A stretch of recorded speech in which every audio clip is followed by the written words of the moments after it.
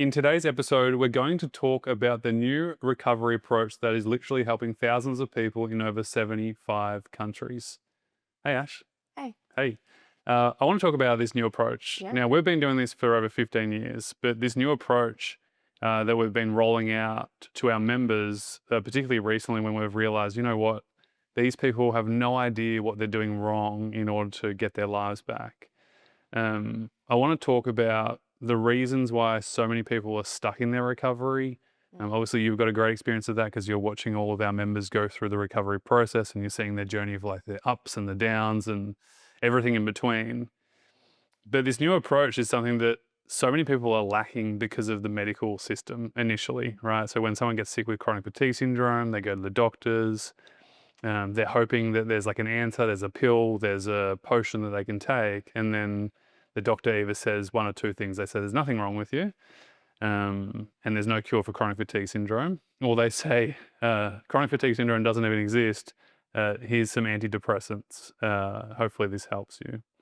What's your take on the reason why so many people are suffering in isolation and just struggling with even thinking it or conceptualizing that recovery is even possible? The first thing that just came to my mind just now as you were speaking was with a new approach, that means things have to be done differently to what's currently happening. And so often I do see people still trying to live that same life alongside a chronic fatigue syndrome diagnosis or undiagnosed, doesn't matter. But this desperation to kind of hold on to their current life alongside chronic fatigue syndrome. And that's a pretty hard task to... That's a lot you can't do to that. try and do. Yeah. When you say it like that, it's like you can't do it. But no. But to readjust and realign and to let go of things, like we don't say that easily, right? Like that is that's a lot to unravel and it's a lot to change. But it's necessary for a new approach because for many, life is just happening. They're doing the same things. They've now fallen unwell, but doing the same things, but also now trying to get well. And so things have to adjust. New approaches have to come, to life, their life, and also new approaches to recovery. So it's kind of like twofold. There's like a new approach to how they're turning up in their life to recovery. And then there's, of course, we see people that are going to, so many specialists, so many doctors, taking so many supplements, looking for things outside of them. This like sort of one pill, fix the solution so I can get on with this life that I've been living. Already had. Yeah. I did a workshop last night, a self-help evaluation workshop, and it was interesting. So we take these guys through a process where we evaluate all their different recovery processes and whether they're winning and doing really well on it or they're really struggling. And it's like basically you're a red, you're a yellow, or a green. Green's great. Yellow's like I'm sometimes okay with this, but sometimes not. And then red's like it's not working. And it was kind of funny. So like we were going through the baseline section, which is like stabilizing their health initially. And like people were commenting and going, oh my God, I'm bright red on this one. Like I'm deep red in this one. And like we were almost laughing about it.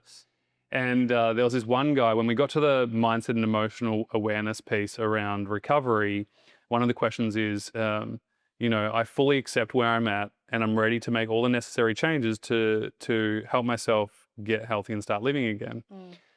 And this one man wrote in and he said, I just want my old life back. And he said deep red. And interestingly enough, before we got to that statement, before that was about baseline and about stopping the push crash cycle and stopping the inconsistencies of your daily well-being. And he was a red in that, right? And I was like, that's okay, we can fix that. We can get you all in the green eventually. It's not that hard. But then when he said, I'm always just wanting my old life back. Like I don't even want to think about the future. I just want my old life back. I was like, let's just stop there for a moment, because at the end of the day, you're not going to be able to get healthy and live again if you're always chasing the old. And the reason why you're pushing and crashing, and the reason why you're not getting better, is because you're still trying to live the old you that no longer can live. And that's why you're not doing anything that's serving you with your recovery. And that's why you're not getting better. So until we fix this, which is the acceptance piece of like, you know what? I said to him literally on the call, I was like, hey, have you ever tried to drive looking at the rearview mirror? It's freaking pretty hard, right? I'm a terrible driver. Right? Unless you're going backwards. Yeah, unless you're going backwards. That's important. But if you're trying to... It's not helpful though. Yeah, exactly. If you're trying to build your future and you're trying to move towards something, but you're constantly looking in the rearview mirror, it's impossible to make progress. And so I said to him, ultimately, at the end of the day, once you stop missing your old life and start building your new life, you will start getting better. And ironically, you'll stop pushing and crashing immediately. Because he said, I just don't want to push and crash anymore. I was like, well, you got to stop living your old life. Once you do that, then we can stabilize your energy levels, and then we can start to make progress. It was life-changing for him. Like, he literally, like, it was like a penny dropped and the whole room went silent. It was like, holy shit, like, I'm about to change my life. And he booked in a recovery call, and he'll join our mentorship program because, you know, it's the right next step for him. But until that moment, that guy could have been going around in circles for another 10 years. Yeah. Which is what happens. That takes courage and bravery to step into that acceptance piece. And I think that's important to talk to, because it can, how we're speaking about it now, it can come across as we think that that's just an easy decision, that if you just accept where you're at, then like you're going to be able to progress quicker. And whilst, yes, that is true, we have to be, we're not saying that that is easy. And or that it's going to happen overnight. Yeah. Like that takes bravery, it takes courage, it takes an incredible amount of vulnerability. It can be moving through feelings of like shame or embarrassment or like grief, huge grief. Letting go. So it's not, even though we're talking about it candidly, and it is the approach that has to happen in order for recovery to, you know, be able to progress to where these people are at. We're not saying it's easy or it's overnight. But it is a switch that once you do make that, we do see people accelerating in their progress. Hugely. Because that piece of desperation is no longer there. It's kind of like, okay, it's just an acceptance of where they're at. It's not asking people to love it. Yes. Or be super grateful for it at the beginning. Like, it's not asking, it's just like, okay, this is where I'm at. It is what it is. So what am I going to do about it? And how am I going to approach recovery so that I can get the results that I want in the fastest way? Because we all want fast results. All humans do. And that is a key piece for sure. I think one of the other things that people struggle with is they think that if they accept where they're at, they're giving up. Yeah. Like, there's a real fear around this. Like the amount of people, they're like, I can't accept this because if I do that, that means I'm giving up. And it's like, no. Like, as soon as you accept your current reality, you can change it. But until that point, you can't change it. And this is why this guy was going around in circles last night for years. Yeah. And he didn't even realize what he was doing. Like, and it just made so much sense to me when we looked at the health assessment and we were like, all right, your score's in the red here, but this is screwing up every other aspect of your recovery. So we need to clean this up first. And then all of a sudden you'll stop redlining. You'll stop doing this yo-yo pushing and crashing and trying to live your old life, and you'll start to build your new. And then another person chimed in last night, which I thought was really interesting and super relevant to this new approach. I said, what are you here for? Like, why did you pay to come on this workshop? You know, because obviously it's time and money. And this one particular person wrote in, I'm here because I want to see if I can even believe that it's possible to get better after trying so many different things. And you could feel the disappointment in the message. And I said, you know, what's interesting is, you know, we help people get healthy and start living again, even if they don't believe it's possible for them. Yeah. See it every day. And so we ended up having a massive conversation. It was a really cool workshop because not only did we do the health assessment, but we had such a deep conversation about so many different areas of their recovery personally for them.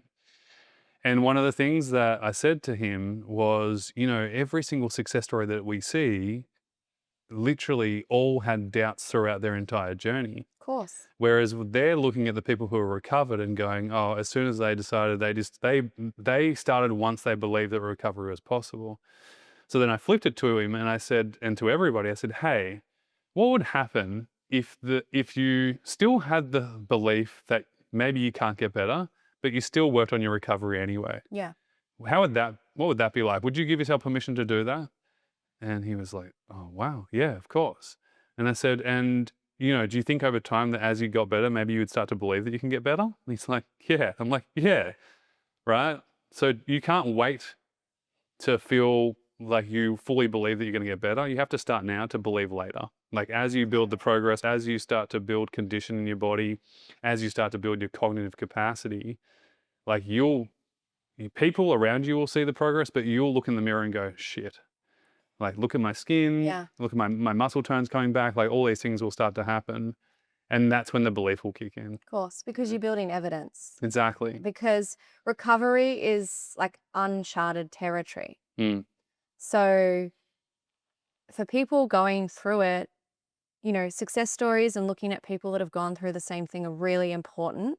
But until you start to see that yourself, you don't have any hard evidence of your own body as it charters this like uncharted territory. It's so new. Like it's a new territory. Of course there's doubt. Of course there's like, I don't know what this is going to look like for me, because it's like walking a mountain you've never walked before, or, you know, just being on a yacht and sailing east. Like it's something that I think needs a lot of grace in it, because, and again, courage to trust that it is absolutely possible, and you're collecting evidence along the way, moving with an approach that's working, progressing in a way that thousands of others have walked the same path, and takes a huge level of trust to lean into that.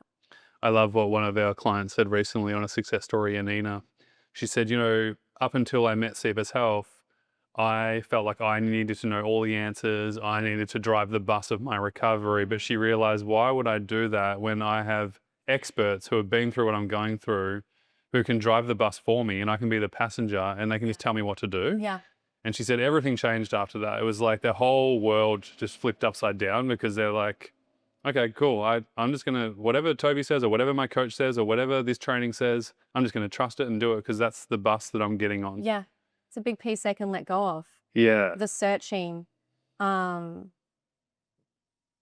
trying to figure out what next. Like, yes, it takes, it's their own journey, and every person's journey is different. So it does require a level of self-responsibility and like you tapping into your body and all of that stuff. But it's on a bus that's going the same route that has been going for over 15 years, with guidance all along the way. So I think it helps them to let go of that search piece. I think the other biggest, last night again, there's kind of 4 levels of recovery readiness. There's the giving up stage. There's the hoping stage where you pray to God, please, make all my problems go away.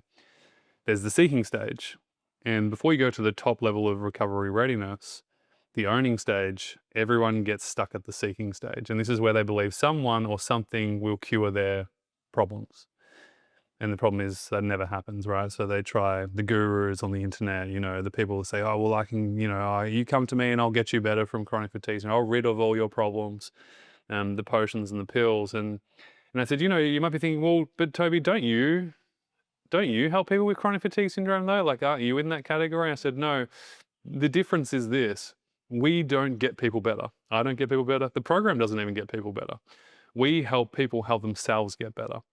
And that's the difference. And again, like there's so many aha moments happened on this workshop last night, because for instance, the man who believed that he all he wanted was his old life and he couldn't build his new life, boom, new reality today. The guy who believed he had to believe that recovery was possible for him to start recovery, shit, he was going to be waiting for a very long time until last night. Yeah. And now because he wouldn't see it until he's recovered. Yeah, exactly. So it's like, thank God that these guys showed up to this workshop and like learned something. Let's talk about like the practical side of things. So like I feel like that's the the esoteric, the the belief systems and all that. But the truth is, practical recovery tools are needed to get better. Like you can't think your way out of chronic fatigue syndrome, like so many doctors have maybe told you. But one of the things that we spoke about last night again was this idea that we need to do less is more initially, right? Because they're all evaluating themselves from their old life of where their old capacity was. And so they've got a skewed vision of what's actually appropriate for them now. And so I said, team, like what we need to do is fully cut back to a level that feels almost too easy and doable for you right now, because less is more initially done consistently. Yeah.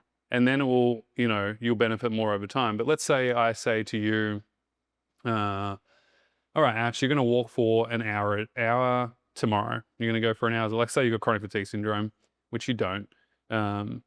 You go for a walk for an hour tomorrow. But then because it was too much for your current capabilities, you're wiped out for 2 weeks, right? You'd be better off doing 10 minutes a day, which is actually more than an hour in a week. It's 70 minutes instead of 60 minutes. You'd actually build up more consistency if you just walked for 10 minutes a day versus 1 hour a week. And that simple, subtle shift of less is more done consistently is the thing that's going to help you progress the most. And again, just stop your body from overreacting from stimulus that isn't appropriate for you right now. And all we're teaching people with their brains and their bodies is to rehabilitate their function so that they respond appropriately to stimulus. And then the more we build resiliency and consistency in their brains and their bodies, they can handle more over time. So their capacity is bigger, their strength and stamina is bigger, and then they can do more without feeling any worse. Yeah. And the biggest problem is most people are measuring their recovery against how much energy they've got. Yeah. And energy is the last thing to come back in recovery. So we switched the script last night with all the people in the workshop. I said, it's not about energy. It's about strength, stamina, and capacity. I literally wrote it on my whiteboard. I was like, this is what you guys are going to focus on because that's what's going to help you the most. And again, all they're like, oh my God, like I've been measuring the wrong things. I've been thinking I'm failing. It's like, no, you're not failing. Well, I think as well, because people think, well, all right, Toby, you say strength and capacity, but energy comes last. But don't I need energy for strength and capacity? Mm-hmm. And so talk to that a bit, I think, because that's where people can be like, well, I'm confused then as to the approach, because if energy comes last, how do I have energy? How do I build strength? And it's so hard to get started first. And this is why the baseline theory comes in and is so important and vital. So baseline effectively means being able to do what you can currently do without feeling any worse than you currently do, right? Again, there's no word of mention of energy. In fact, inside our program, the only time we mention energy is in the energy explanation PDF that we have, where we break it down scientifically of why energy is the last thing to come back in the brain and the body. But when it comes to baseline and building your capacity, all we're looking at is what can you do appropriately that doesn't make you feel any worse than you currently do. That's your starting point. And then again, what we're doing is reconditioning the brain and the body to respond appropriately to the small stimulus that you're giving it in this less is more approach, which then your brain and body adapts to, and then that becomes the new baseline. And so what we say is we want you to spend a minimum 2 to 4 weeks at your current capacity before you make progress in any area of your recovery, whether that's physical, cognitive, mental, emotional, or spiritual and personal development. And, where most people go wrong is they do something for 5 days, they think they finally feel better, and then they go and be super mom, superman, superwoman, and then they feel horrible and they go backwards again. And again, it's that less is more consistently done 2 to 4 weeks at a minimum, provided your health is maintaining, which just effectively means that you're not feeling any worse than you currently did. And you're not getting colds and flus or, having ups and downs like a yo-yo. If your health maintains for a minimum 2 to 4 weeks, then you can progress in the fields that you want to focus on based off your goals. Yeah. And that varies, And that progress piece is small too, isn't it? Incremental. And really what we're talking about is a rehabilitation of the brain and the body. Mm-hmm. And so I think to almost summarize that, it's noticing where you're at and what you can do without feeling worse. And that's your baseline. It's the first place to start, because unless you know exactly what your baseline is, it's very hard to know how to progress or how to come back. You just clutching at straws, you're Googling more supplements, you're going to more doctors. Yeah, But if you have totally. no idea what your baseline even is, you're going to have this continuous outward search of fix. And here's what happens when you get your baseline right, your mood gets better, your energy levels actually stabilize. You're not having self-doubt and worry all the time. Like all of the suffering, the unnecessary suffering fades away when you stick to your baseline. It's only when you start to do the wrong things at the right time, it's when the unnecessary suffering comes in. And then that literally goes away. When you start doing the right things at the right time, the body heals itself. You know, that's the philosophy that we've been seeing with our results for the last 15 plus years. Yeah. You know, it's not rocket science. It looks like rocket science from the outside because it's like, how did that person go from completely bedbound, incapacitated, couldn't do anything, to now hiking freaking mountains? Yeah. Right? But recovery is a rehabilitation process, and process meaning over time. And so it's not magical. It's just that they did the right things at the right time over time, which then compounded that result, you know? Yeah. But when you're not in it and you don't realize the work that it takes and the process that's involved, then it's easy to see it as a magical Totally. thing, you know? And we see examples of that all the time. Like so many examples where there might be someone who's been working on their recovery for 2 to 3 years. Yeah. But are still living the same life, still pushing beyond their baseline, might not have their baseline. So they're sort of trying to progress at this rate. And that has been the approach for 2 to 3 years, and they're not feeling like they're really seeing any change. Versus so many examples of people being like, right, okay, this is what it is. I'm going to focus on my baseline. I really need to understand first where I'm at. Okay, great. This is where I'm at. I'm going to reduce it, you know, if I need to. And now I'm going to hold that for 2 to 4 weeks. And now I'm going to progress very slowly. Extra little 5% there. Yep. And what we see then is some people who might have gone, you know, people that used to ski all the time, run long distances, have found their baseline, be like, okay, this is where I'm at. And it's usually way lower than they want it to be. Absolutely, Yeah. because, you know, of course, not it's going to the be old way life. lower than what we've been pushing and crashing for. Yeah, exactly. So very common for it to be less than expected or what they thought. But that person then adding in, okay, all right, this is where I'm at. I'm now going to go for a 1-minute walk or a 30-second walk. Yeah. That person doing that level of, and for some people it can feel so silly. Like, Yeah, if what you're do you mean? an I used to ex-gymnast or... ski, Yeah, exactly. and now I'm going for a 30-second walk Yeah. or a 1-minute It's a total walk. ego destroyer. Totally. Yeah. But that and watching those people go, okay, now I can do a 1-minute walk. Now I do a 2-minute walk. Now I do a 4-minute walk, whatever it might be. We're seeing those people now back skiing while the other people are still in the 3 years on. Or these are guesstimates, times are different for everybody. Yeah. With this, I'm constantly just going to keep like pushing through. I'm going to keep Yeah, I going. need I to, don't I my can't let baseline. go. I don't want to let it go. These people have started where they're at, let go of the ego, very small increments, and now they're it's not a competition, but it's about everyone's trying to get to the same result, which is like getting their life back. So true. And 2 people come to mind. Raph Whitehead. Yeah, same. Shout out to you, Raph, if you're listening. You're amazing. She joined the program 3 years ago. Where is she from? Is it Switzerland? She's in Wales. Wales. She travels Europe all the time now, so that's hard to keep up with her. But 3 years ago, she was at such a low capacity that one of the only couple of things she could do was smile in bed, which is like what she started to do. And she could only do 5 seconds of restorative movement per day, right? Like the total bare minimum. I think it was within a year, she was on the mountain slopes again skiing. Like it was a crazy difference in trajectory. And again, looks magical from the outside, but if you saw her do that every single day consistently, I don't think she took a day off. Like she was just like so committed to the process, so consistent. And so okay with where she was at. Yeah, there was never a moment of unnecessary suffering. All right, I'm starting with, you know, she started with muscle it was rehabilitation exactly. at a very low capacity. Static what muscle she holds. would have used to have been. And even now, she's skiing again, but she's skiing with a level of awareness of like, what's appropriate from my body now. Yeah. You know, Yeah. she's not out skiing for 15 hours a day, doing night skiing, Yeah. whatever.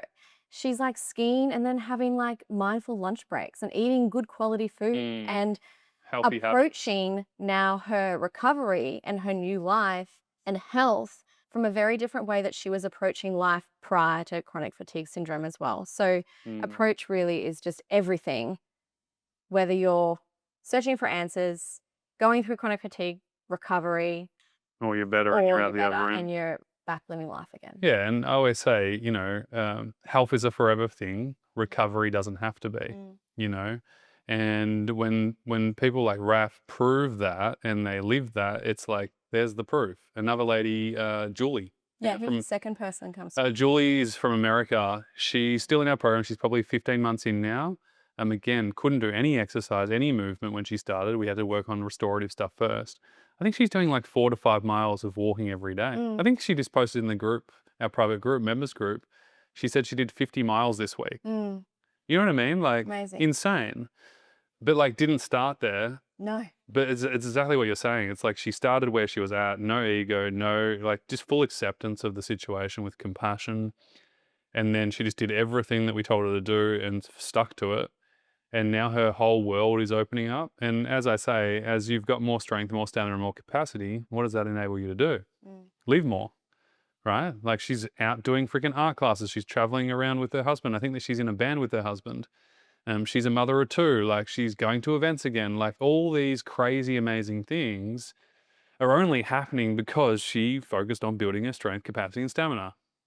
I sound like a broken record because I've been saying this for 15 years, but like this new approach is not revolutionary, although it revolutionizes your recovery. You know what I mean? And it's new and revolutionary to the current way of healthcare and finding results for your health, I think. Yeah, yeah. And I think lastly, like just touching on this new approach, like as your world opens up, here's what happens. You start to focus less on recovery and more on life. And ultimately that's our goal at CFS Health, is to help every single individual eventually get to the point where you don't have to focus on recovery. Like we don't want you to focus on recovery forever. That's not a fun job. Not the point. No. And so it's not about managing symptoms. It's not about managing illness. It's about having a health focused approach. And what happens as your life starts to open up, challenges start to come. Not the challenges that you didn't get to choose. So, I say there's always two types of choice challenges. There's a choice challenge and a challenge that chooses you. So the challenges that choose you are things that we don't want in our lives, things that like chronic fatigue syndrome that happen. They suck. We didn't ask for them. We didn't choose them, but they're present in our lives. We have to deal with them. And then there's choice challenges, ones that we get to choose. You know what? I want to change career. I want to change relationships. This is no longer serving me. I want to live in a different country. All these things start to pop up. What was important to me 10 years ago is no longer important to me. And now I've got to figure out what's important to me now and look at my values and where I want to go in my life. And so there is this navigation period of integrating into life where you're going to have to deal with different challenges. And this is why we have a lifestyle integration program to support members through the process through recovery, but then also with the expansion of life. Because if you haven't lived life for a long time, it's very challenging. It's like you're in a new world. Really, you are. Like you've come out of your bubble. Recovery is like a bubble. You've got like this bubble around you, and then you've got to burst the bubble as you get better. And then you've got to step outside into the real world. And that comes with its own navigation and toolkit. And the difference is it's fun, right? They're hard challenges, but they're fun challenges because you can deal with them. Like, whereas before it was like you had to do the shitty challenges that you didn't want to have to deal with. Now you get to deal with the ones that you get to choose. And that's the rich life. Yeah. See it every day. See it every day. Great chat. All right.